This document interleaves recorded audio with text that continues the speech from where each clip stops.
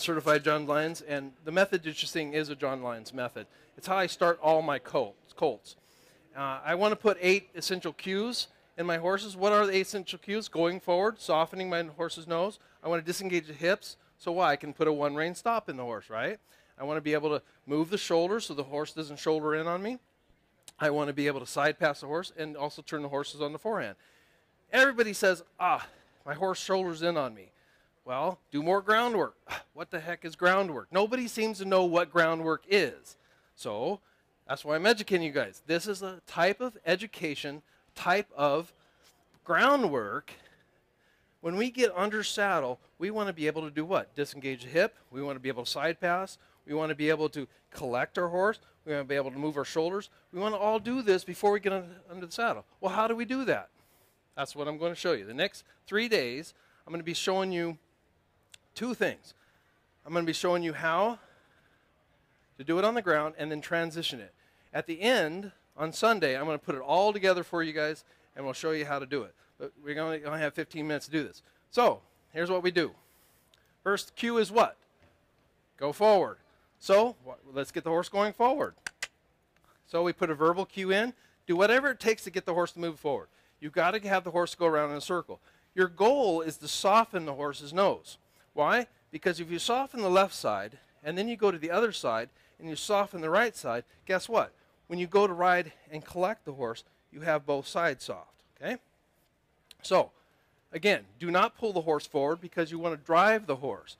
So collect the horse up. You drive it from the behind. Many people in dressage say, what do? You drive the horse in the hind end, right? That's what we're going to do. Drive right in the horse's nose. So what you do is you build a bend. Now, most horses are not going to bend like this. I'm showing you only, because I only have 15 minutes to do this, I'm only showing you what it's supposed to look like, okay? Because I can't take a green horse and actually do this because it takes a couple days. But what I want you to see is how soft. Does this look like a soft horse to you? Wouldn't you like to ride this horse? What do you think this horse is like under saddle? Okay. Now, I want you to look at the bridge of the nose. Is the horse behind the vertical? Okay. Watch. Go forward. Is the nose behind the vertical? I don't like my horses behind the vertical. I don't like they're stuck in their nose out either. So it's important that when you collect your horse and you soften it in the bridle, that you do what? Make sure the horse is not overbent. I don't ride English. I ride Western. I got Wranglers on. You're not going to ever see me in breeches. I guarantee it, okay? But I don't like my horses overbent. Why? Because when we go to another cue to disengage hips, you'll understand how we can ruin that cue. Now, what am I looking for? I want the chin right up to the point of shoulder. You ever seen these people do one-rein stops where they yank their nose all the way around the stirrups? Not me. That's not for me. We'll talk about that later. What I want to do is I want to always keep the nose connected to the feet.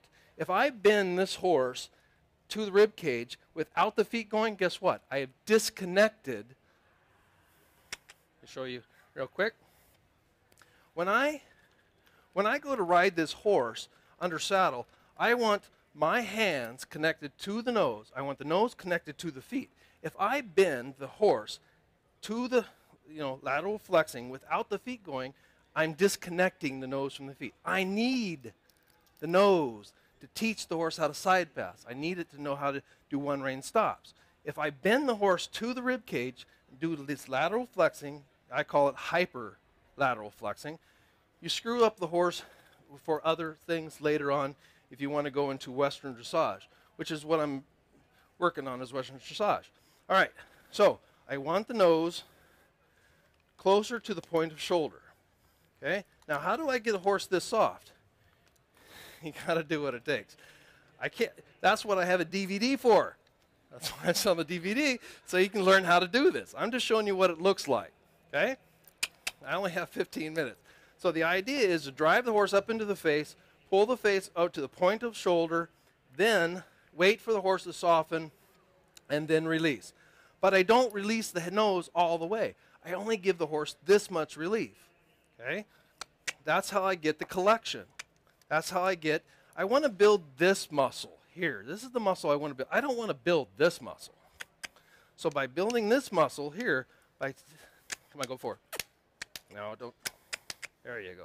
See, sometimes you got to do what it takes to get the horse forward. When I pull on the horse's nose, guess what? I'm going to lock that horse up. So I have to drive that horse up into the nose. You cannot get collection unless you have the horse driving up into its hind end. All right. Before we lose time, Stuart, we're going to come over. Now, Stuart hasn't done a lot of this because obviously the horse is already trained. He doesn't need to do this. This is something you do on a green horse, or maybe a horse that you just bought at an auction or bought it from a friend. You don't know what the cues are. Excuse me. So you want to be able to teach the horse how to do something. Plus, if you notice her leg is cocked, this is a relaxing exercise. You want the horse to be relaxed. If the horse is shouldering in on you, okay, if the horse is not standing still, put the feet to work. What can you do? Bridle work. Work on lesson number 2. This is it. Okay, Stuart, drive the horse forward, and I want you to work on softness. Now, what's the difference between softness? What's the difference between softness and going forward? Well, the bend. Okay, when we first, okay, Stuart, just send the horse forward. Don't bend him. There. So when we first get the horse going forward, we don't care about the bend. So what's the difference between the go forward cue and the bend? This is a softening part of it. That would be your going forward. Now go ahead and put going to softness. There you go. So cluck first. That's your cue to go forward, right? Remember we learned that in lesson number 1. Pretty soon, the horse is going to understand your body language because when you pick up the rein, okay, stop for a second. Okay, when you actually pick up the rein, show the audience here. Come on. When you're under saddle and you pick up the rein, that means go forward. So, take her real quick. Okay, so go ahead and soften the horse up.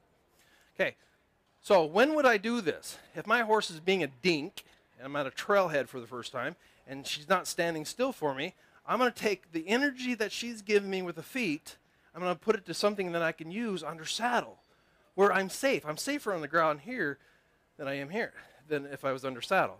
How many times have you seen people do lots of circles and end up in the trees and the bushes or whatever, right? Well, guess what? We're right here safe on the ground, right? Okay? So, of course, what you do on one side, got to do on the other side. Okay? Now, as you can see, why? Okay, hold on a second. Okay, a lot of Western people don't believe in cavesons, nose-bounds. I'm a firm believer in cavesons and nose-bounds. Why?